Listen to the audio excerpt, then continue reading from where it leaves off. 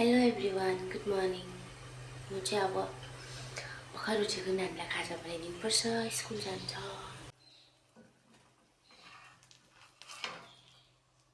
अन्त यहाँनिर चाहिँ मैले बहिनीलाई रोटी बनाइदिँदै थिएँ। अरूलाई चाहिँ दुध र बिस्किट खाएर जान्थ्यो, अहिले दुध खानु हुँदैन नि त, बिमार भइरहेको छ त्यही भएर।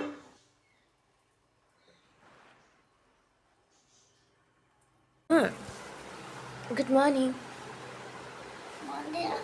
ए आउनु न त, अन्त मम्मा उठाउनु। उठ्नुहोस् त, स्कुल जानुपर्छ, आउनु।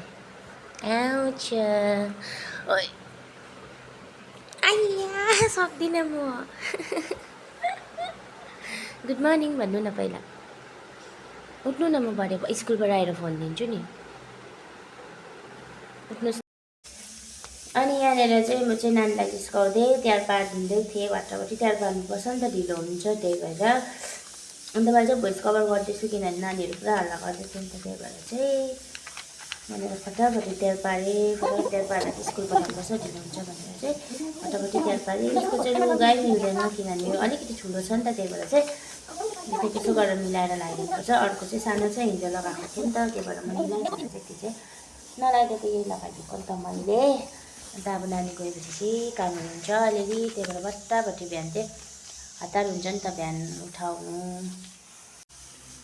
अनि अब चाहिँ कपाल बाटिदिनुपर्छ। कपाल फेरि कस्तो उसको चाहिँ लामो र छोटो छ नि त, मिल्दैन मेरो जस्तै छ हो, त्यही भएर फेरि कपाल बाँध्दा पुरा हल्लिन्छ। अन्त म चाहिँ जसो तसो गरेर मिलाएर भए पनि बाटिदिन्छु नि त। अन्त भरे आउँदाखेरि चाहिँ फेरि खोलेर उसले आफै बाँधिकन आइरहेको हुन्छ स्कुलबाट आउँदाखेरि। अनि त्यहाँदेखिको मैले चाहिँ उसलाई त्यहाँ पारिदिँदै थिएँ। पुरा बेसी हल्लिन्छ कपाल गर्दाखेरि चाहिँ, यता उता जता लग्यो त्यतै फर्किन्छ नि त हो। अन्त मैले आज चाहिँ कपाल पनि बाङ्गो सिङ्गो छुट्याइदिई पठाएछु किनभने हतार हुन्छ नि त बिहान चाहिँ नानी स्कुल जाँदाखेरि चाहिँ। अन्त अब चाहिँ ऊ चाहिँ अहिले गएर चाहिँ भरे एकैचोटि 9 बजी गएर बेलुका चाहिँ 4 बजी चाहिँ आउँछ नि त घरमा, त्यही भएर चाहिँ राम्रोसँगले तयार पारेर पठाइदिनुपर्छ। अन्त म चाहिँ तयार पारिदिँदै थिएँ। ऊ त हल्लेको थियो, म चाहिँ नहल्लिनँ भन्दै तयार पार्दै थियो हो। तपाईँले हल्लाउँदैछ त भन्दै थियो। अन्त यहाँनिर चाहिँ उसलाई चाहिँ मिसले स्कुलमा चाहिँ बाई ल्याइदिनु भएको रहेछ नि त, अन्त माया गरेर, त्यही भएर चाहिँ बाई ल्याइदिनु त मलाई मेरो मिसले ल्याइदिएको भन्दै थियो। अन्त मैले बाई लगाएर खाता किताबहरू सबै हालिदिएँ। त्यसको बादमा टिफिनहरू पनि हालिदिएँ, पानी बोतल हालिदिएँ। अनि मैले उसलाई बोलाएँ आऊ भनेर, त्यहाँदेखिको आयो, बेगसेग बोकाइदिएँ। अनि त्यो चाहिँ मेरो छोरा भर्खर उठ्दै थियो। अन्त ऊ चाहिँ उठ्ने बित्तिकै चाहिँ हुत्तिँदै गयो नि त उसको दादा नाना भएकोमा गएर चाहिँ हग गर्नुलाई। त्यहाँदेखिको चाहिँ यो चाहिँ उसको दादा हो, मेरो दिदीको छोरा। अन्त अर्को चाहिँ मेरो छोरी हो, अनि यो चाहिँ सानो चाहिँ मेरो छोरा हो नि त। त्यहाँदेखि उसलाई पनि हग गर्यो। त्यसको बादमा कुद्दै म भएकोमा पनि आयो होइन, उसको ठुलो आमालाई हेर्नु थियो जानुको लागि, तर गएन, म भएकोमा आयो नि त ऊ चाहिँ कुदेर। अनि मलाई हग गर्यो।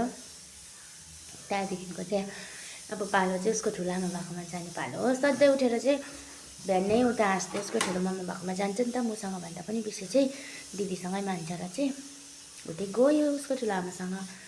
त्यसको बादमा चाहिँ मेरो चाहिँ काम पुरा छ नि त अहिले चाहिँ। अब बिहान भर्खर अन्त नानीहरूले स्कुल पठाएपछि त च्याल्याल्याल्या हुन्छ नि त हो। यहाँनिर किचनमा यस्तो मैला भएर सबै। त्यसको बादमा यहाँ पनि खोल्दै थियो मलाई। अन्त नानीहरूलाई मैले बाई गरेर पठाएँ, त्यहाँदेखिको गयो।